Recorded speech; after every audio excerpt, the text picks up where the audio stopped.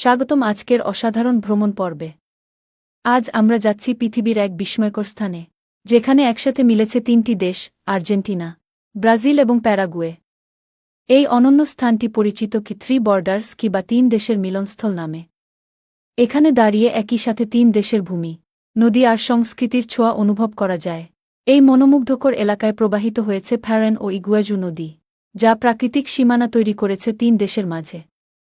নদীর এক পাশে ব্রাজিল, অন্য পাশে আর্জেন্টিনা আর সামনে প্যারাগুয়ে। সন্ধ্যার সময় চারপাশের আলো, নদীর ঢেউ আর সেতুর দৃশ্য মিলে তৈরি করে এক স্বপ্নময় পরিবেশ। পর্যটকদের জন্য এখানে রয়েছে সুন্দর ভিউ পয়েন্ট, পার্ক, রেস্তোরাঁ এবং স্মৃতিচিহ্ন কেনার দোকান। প্রতিদিন হাজার হাজার মানুষ এখানে আসে শুধু এই বিরল দৃশ্য দেখার জন্য।